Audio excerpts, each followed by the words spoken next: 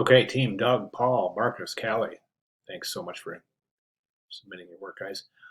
Okay, I'm looking here, and this has right here. There's a couple of things I want to address. I've got each of these up separately. There's a few things I want to address though. So the initial three ideas, should be listed for each of the three finals, right? It shouldn't be listed for three ideas for all three of the final three considerations for the solution, right? So we're submitting three. Here, let me jump over here.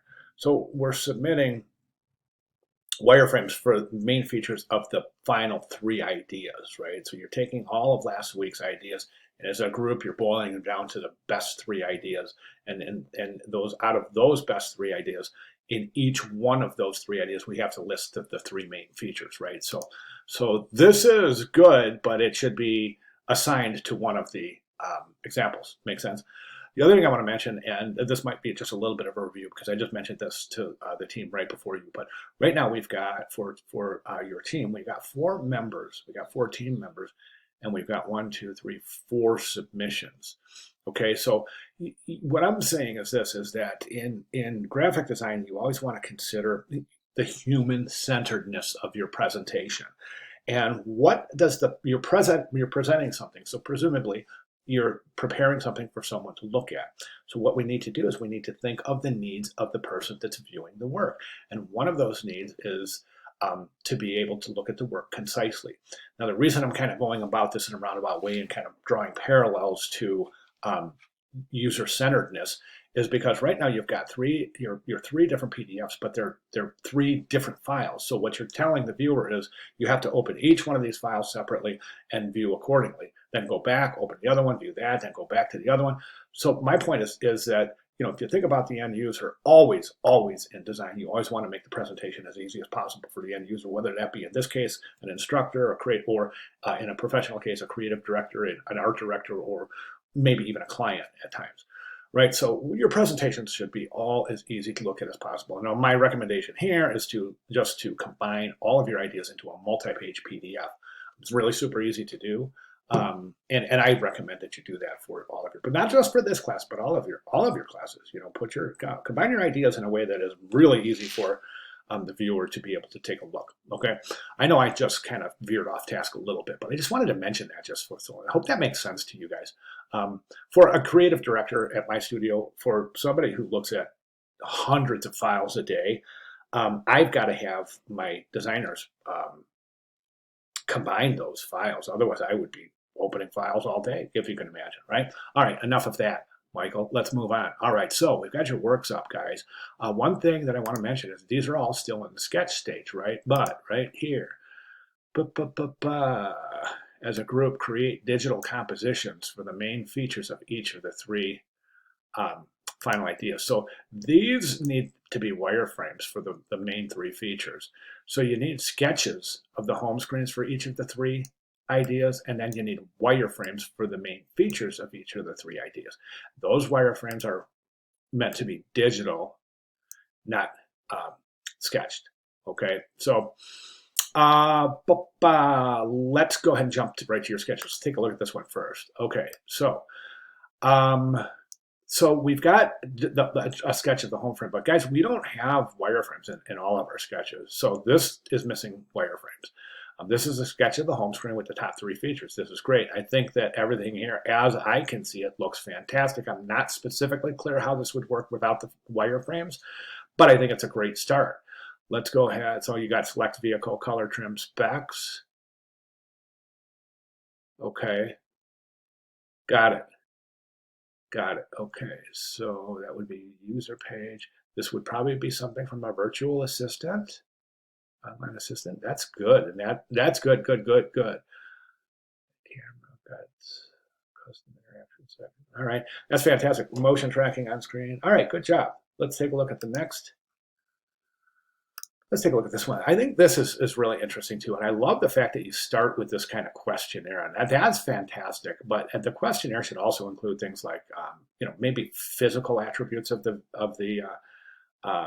buyer, so that we can suggest models to them. And I use this example a lot. A lot of times you'll see a salesman trying to sell somebody a big Lincoln Navigator, which to me I think might be the biggest car on the road. But you get a big Lincoln Navigator, and you see somebody who's 5'2" and 105 pounds trying to climb into it. It's ridiculous, and you see it all day long at dealerships. Salesmen are trying to sell an incompatible vehicle to somebody based on their physical stature.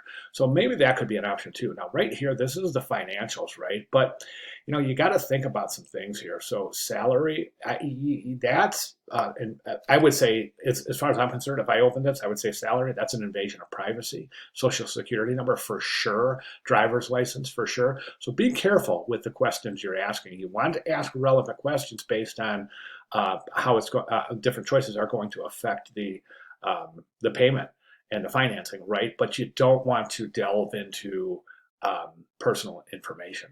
And then this is great right here. So we have the digital mock-up of the home screen, but that's all we have. These wireframes, you started wireframes, but these wireframes don't really tell us a whole lot because they're not labeled at all. You guys want a fantastic look at wireframes? Take a look at both Team Ashley, Natalie, and especially Team Gloriana, Miranda, and Christina. These are just an outstanding example of wireframes. So at any rate, so here we have a start of wireframes, but again, just not enough information here because the wireframes aren't labeled.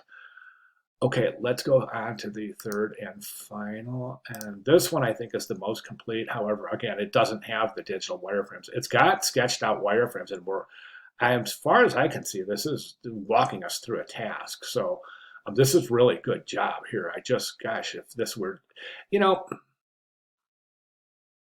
I know that it seems like, okay, so why do we have to wireframe all three of our final ideas? Why don't we just wireframe our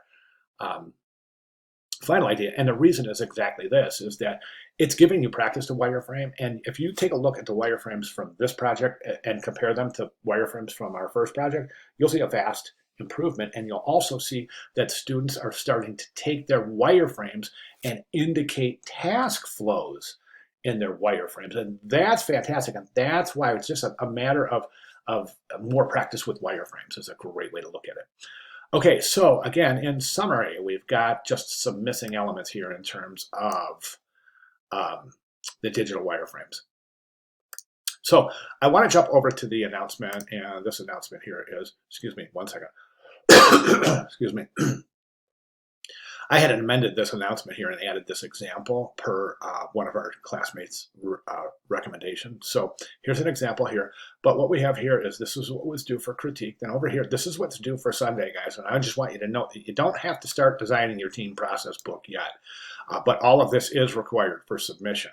So please make sure all of these are included in your submission for Sunday. If you have any question about any of these, please let me know.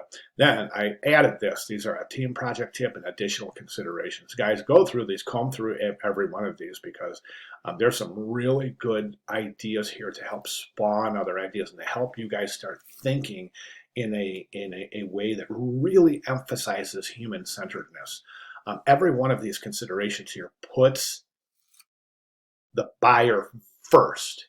And that's human-centeredness. So as we know, the system now emphasizes the importance and the needs of the dealership, the salesperson, and the dealership personnel, and puts the needs of the buyer absolutely last. That's what we're after. We're after rebalancing the human-centeredness of this formula. Okay, all right, enough of that. Thank you very much, guys. Good presentation. You guys are coming up with some fantastic ideas. Excellent. Marcus, I've got yours grouped in here, okay? So there won't be a video here, Marcus, but you'll be grouped in with your team. All right. Great job, team. Good job. So you guys are really coming up with some great ideas. So questions, comments, concerns, clarifications, you guys, I'm right here, right? And oh, if you do have any questions at all, please let me know quickly. And then let's address this so that we can move on to our Sunday submission and start preparing for the next step in the phase. All right, great job. Thanks, guys.